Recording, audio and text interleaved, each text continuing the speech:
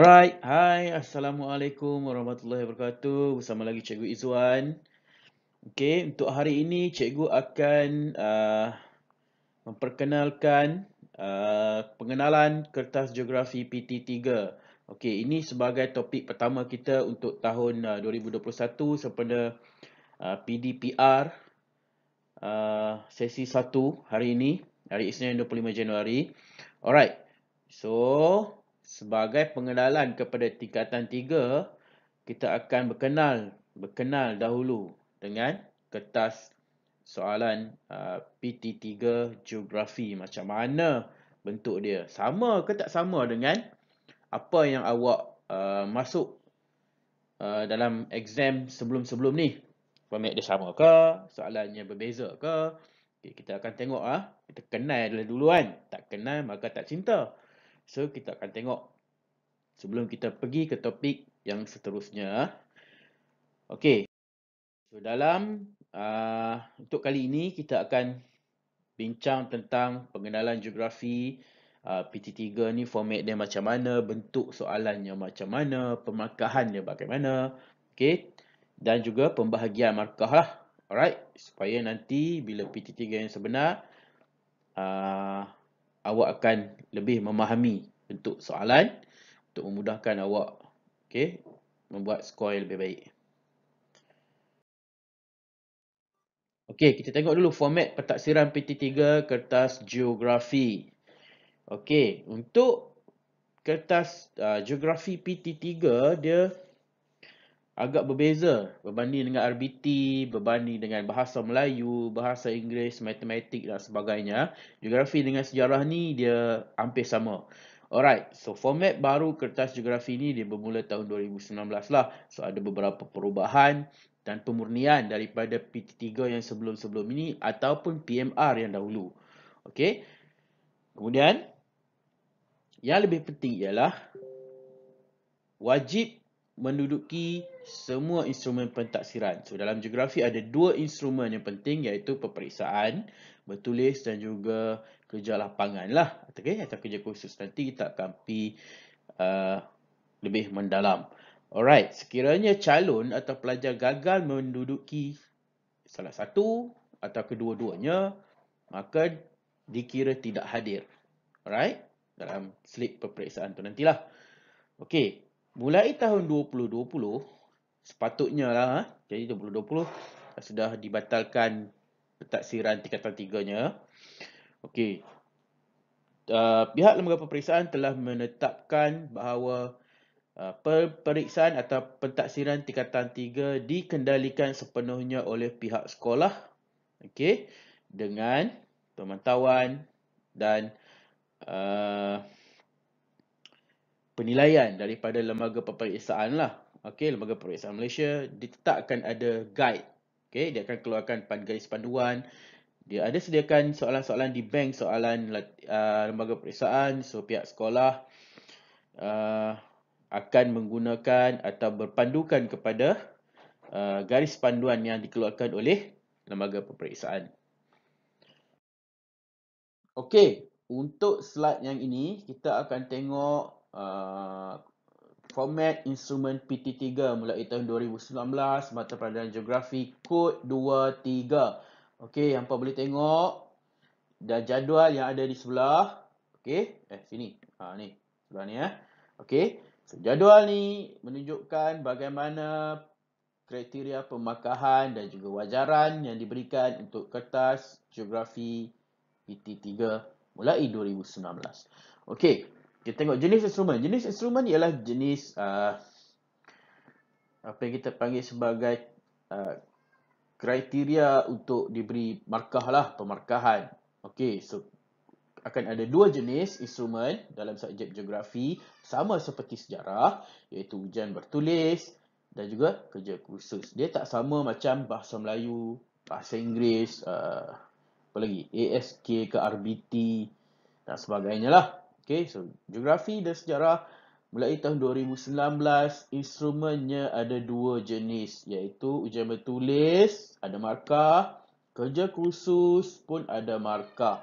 Okey, kalau PT3 sebelum 2019, 100% kerja khusus tidak ada ujian bertulis. Ataupun masa penilaian menengah rendah PMR dulu tu ujian bertulis. Okey, kerja khusus ada juga sebagai pelengkap sahajalah. Okey.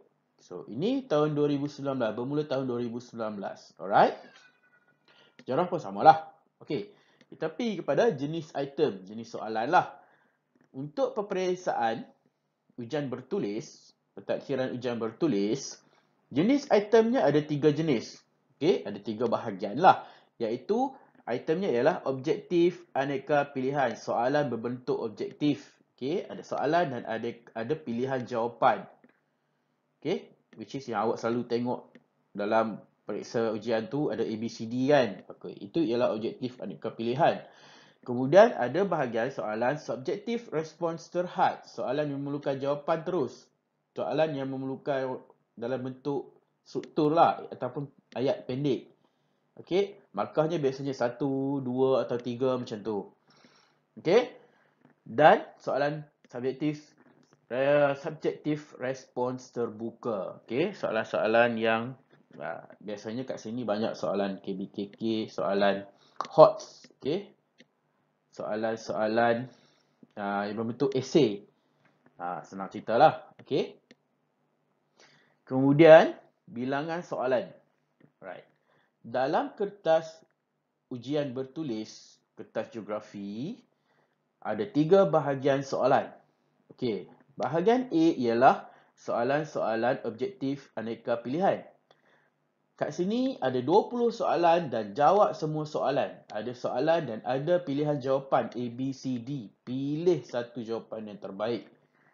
Okey, itu soalan bahagian A lah. 20 markah.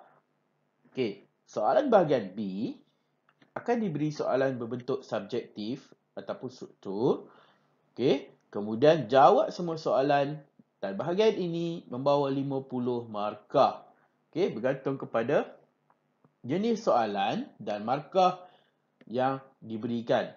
Okey, kalau diberi soalan dan markahnya 2, jawab cara 2 markah lah. Okey. Bahagian C pula, soalan subjektif yang membawa 30 markah. Okey, soalan bahagian C biasanya akan diberikan 4 soalan subjektif dan jawab 3 sahaja yang terbaik.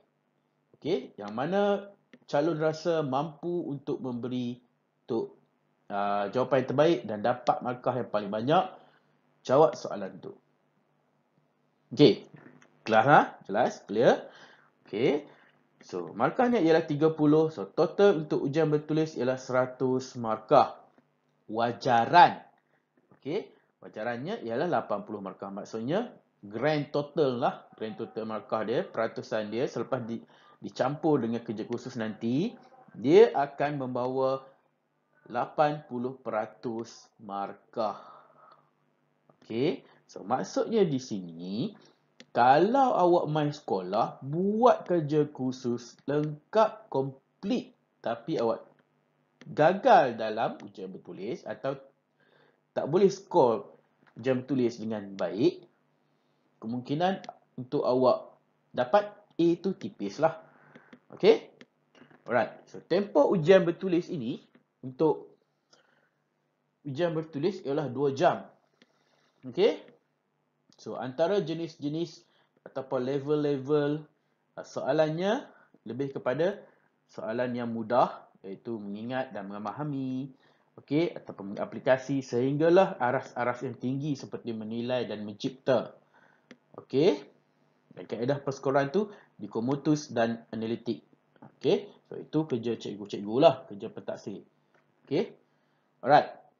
So, untuk kerja khusus pula. Okey, untuk kerja khusus pula akan dikendalikan oleh pihak sekolah di bawah seliaan pemantauan guru yang mengajar kelas awak sendirilah. Okey, so bermakna satu tugasan, satu tajuk akan diberikan kepada setiap calon berpandukan kepada garis panduan, rubrik perskoran dan juga pemarkahan. So, pelajar akan buat kerja lapangan ataupun kerja khusus ini yang akan membawa 100 markah, tetapi wajarannya atau keseimbangannya dengan ujian bertulis ialah 20 markah. Okey. 20% lah maksud saya. Okey. So, kerja kursus ini akan dikendalikan oleh guru subjek masing-masing di dalam kelas. Okey, hanya melibatkan pelajar tingkatan 3. Di tingkatan 3 sajalah. So, awak buat kerja kursus di tingkatan 1 atau 2 tidak ada ambil kira. Itu orang kata pra lah. Okey, sebagai basic untuk awak belajar dan memahami cara mengendalikan dan menguruskan kerja kursus. Okey. So, dia akan ada rubrik perskoran. Itu hanya cikgu dan pentaksir yang akan menilai dan memberi markah kepada kerja kursus awak. Okey, clear bahagian ni ya. Saya harap awak faham. Kalau tak faham nanti boleh PM saya, boleh tanya ikut kat Telegram pun tak apa. Boleh tanya di bawah ruangan komen pun tak ada masalah, no hal lah. Okey. Next. Okey, kita tengok dulu kerja kursus. Okey, ini ialah contoh soalan kajian lapangan untuk kerja kursus yang 100 markah tapi wajaran ni 20 markah tadilah. Okey, so, contoh diberi sini ialah tugasan pengangkutan awam. Calon dikehendaki menjalankan satu kajian tentang pengangkutan awam di kawasan tempat tinggal anda atau kawasan kajian. So, diberi guidance, diberi panduan. Bagaimana nak menyelesaikan atau nak menyiapkan tugasan tersebut berdasarkan kepada topik-topik yang telah diberikan di sini. Nanti setiap tahun biasanya tajuk tugasannya berbeza-beza. Nanti cikgu awak di sekolah awak akan terangkan, akan bagi tajuk tugasan dan akan bantu awak macam mana untuk menyelesaikan dan menyiapkan kerja kursus inilah. Okey. Okey, ini contohlah rubrik perskoran Okey. So dalam kerja kursus ada jadual kerja. Okey. Dalam kerja kursus ada peragihan kerja, objektif kajian, penentuan kaedah kajian dan pemakahannya berdasarkan di sinilah. Okey, bermula daripada 8 hingga 10 yang complete, perfect, siap, lengkap, betul. Okey, nampak bersungguh-sungguh, kemas. Okey, sehinggalah markahnya 1 atau 2 iaitu jadual kerjanya tak lengkap, peragihan kerjanya nampak tak betul, objektif kajiannya salah, okey, kaedah kajiannya pun tak cukup, tak lengkap. Okey. Okey, kemudian bahagian yang kriteria ni mengumpul maklumat. Okey. Right, so 20 markah. Kalau maklumat awak betul, maklumat awak lengkap sesuai dengan tajuk, dengan kaedah yang awak gunakan.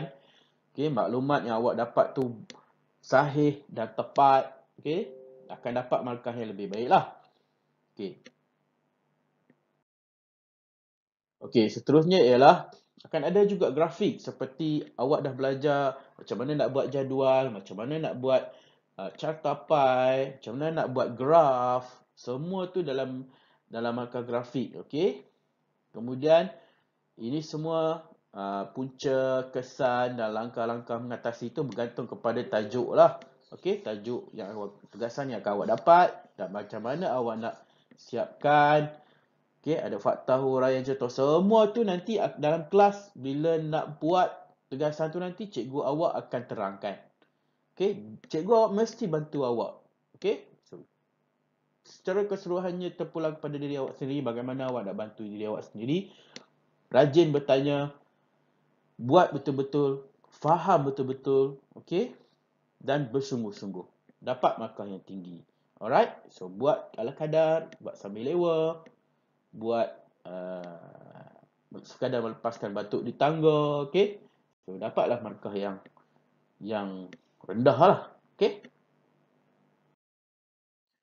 Okey, kemudian akan ada pembentangan daripada tahsil tugasan yang awak buat tu. Pembentangan presentation lah, okey? Saya rasa pelajar-pelajar sekarang pun dah advance, okey? Dah boleh present dekat TikTok, boleh present dekat YouTube dan sebagainya. So, nak present depan kelas 10 markah cuma dalam 5 minit ke 10 minit macam tu, no hal lah kan. Okey. So, pembentangan juga akan bagi markah 10 markah. Pembentangan yang jelas, suara yang lantang, betul sebutannya, jawapan yang diberikan kritis, mudah difahami. Okey, ada bahan media, ada prop yang membantu. So, akan dapat markah yang lebih baik. Okey? Jelas ha? Dan penilaian umum ialah 2 markah. Okey, penilaian umum ni tulisannya kemas, penggunaan bahasa yang betul, okey, ayatnya tersusun cantik. Dapatlah ekstra markah 2 markah. Right. Okey, kita tengok soalan ujian bertulis. Okey, tadi kita dah bincang ada 3 bahagian. Okey, bahagian A. Bahagian A ialah soalan berbentuk adjektif aneka pilihan. Okey, ini ialah contoh soalan bahagian A lah. Okey, ada soalan, ada jawapan, pilihan jawapan dan pilihlah jawapan yang betul. Alright? Ini soalan bahagian A, 20 soalan. Biasanya satu soalan membawa 1 markah lah. Okey, bahagian B pula, soalan berbentuk subjektif, jawapan yang terhad. Okey, so diberikan markah soalan, ada pecahan dan ada markah mengikut pecahan-pecahan soalan. Okey, ada 2 soalan, ada 2 markah mungkin, ada yang soalannya 3 markah, ada soalan yang mungkin 4 markah. So, bagaimana awak nak menjawab bergantung kepada kehendak soalan dan berapa markah yang diberi. Kalau 4 markah tu, takkanlah satu ayat, kan? Ataupun satu jawapan, mestilah lebih. Alright? So, jangan risau untuk tingkatan 3. Saya yakin cikgu awak sangat profesional. Mereka akan ajar awak sampai awak faham, boleh menjawab soalan dengan baik, tahu cara menjawab, dan awak sendiri juga saya rasa, saya yakin awak semua boleh jawab dengan baik. Okey, kalau awak betul-betul berusaha lah. Right. Okey, ini contoh soalan bahagian C. Okey, ini contohlah. Biasanya soalan C akan ada 4 soalan. Diberi 4 soalan pilihan. So, pilih 3 yang terbaik yang awak rasa awak mampu jawab dengan betul. Dengan markah yang tinggi awak rasa awak akan boleh dapat. Okey. So, ini contoh soalannya. Soalan respon terbuka lah. Okey. Contoh di sini ialah kegiatan pembalakan haram di negara kita kian berleluasa. Jika tidak diambil tindakan serius, hal ini boleh menjejaskan ekosistem dan merugikan negara pada masa hadapan. Kemudian diberi pecahan soalan. Pecahan soalan. Okay, pecahan soalan. Soalan pertama 4 markah, soalan kedua 6 markah. Apakah kesan kegiatan ini terhadap alam sekitar? Okey, boleh bagi contoh. Okey, mesti ada huraian, ada contoh yang betul, faktanya betul. Okey, kemudian soalan B, cadangan untuk mengatasi isu ini. Okey, memelihara kelangsungan hidupan liar di kawasan hutan 6 markah. Okey, fakta cadangannya tepat, rasional, wajar. Kemudian ada huraian terhadap cadangan anda. Okey, mengapa anda memberi cadangan tersebut? Efektif atau tidak? Kemudian cuba masukkan contoh-contoh yang sesuai. Okey. So, soalan bahagian C 30 markah guys. Okey. Dalam bentuk esei pendek lah ini yang kita kata. Soalan respon terbuka. Okey. So, penerangan Cikgu Izan sampai di sini saja. So, secara keseluruhannya tak perlu susah-susah. Okey, fikirkan macam mana nak jawab soalan, macam mana nak tackle satu-satu soalan. Okey, kaedah nak jawab dengan betul. Kita belajar step by step. InsyaAllah kita akan slowly belajar. Sambil-sambil kita belajar, mengikut DSKP, mengikut sukatan pelajaran, kita akan belajar bagaimana untuk menjawab soalan dengan baik, dengan betul. Okey, dan semoga semua orang, semua pelajar dan calon bagi kertas geografi untuk Cikgu Zuan lah, dan juga untuk semua cikgu geografi, soalan, kaedah pemakahan, instrumen yang diberikan tidaklah sukar sebenarnya. Okey. So, awak sepatutnya lebih bertuah lah berbanding subjek lain, sebab di bahagian kerja lapangan, kerja khusus itu pun sudah memberi 20 markah. Awak ikut step yang cikgu bagi, awak follow guide, buat dengan betul. 20 markah dah dalam tangan. Or at least 19 lah. Okay, 20% or 19%. Dan selebihnya daripada ujian bertulis. Okay, so ujian bertulis kena fokus dalam kelas, kena buat extra works, study smart, faham bentuk soalan, faham kaedah atau cara untuk menjawab soalan. InsyaAllah, you will get what you want. Okay, sekian saja daripada Cikgu Izzuan. Okay, jangan lupa kalau nak tonton, nak faham lagi video ni dan video-video yang lain berkaitan dengan geografi, boleh check video di Cikgu Izzuan di YouTube Cikgu Izzuan TV. Okay, ataupun untuk pelajar-pelajar SMK Derma boleh DM PM Cikgu Izzuan. Okay, thank you very much. Jumpa lagi. Harap penerangan ini boleh memahami dan memahamkan awak semua. Dan stay safe. Kita harap COVID ni dapat selesai dengan segera supaya pembelajaran bersemuka dapat dilakukan dengan secepat mungkin. InsyaAllah. Thank you guys. Jumpa lagi. Bye. Peace. Yo. Assalamualaikum warahmatullahi wabarakatuh.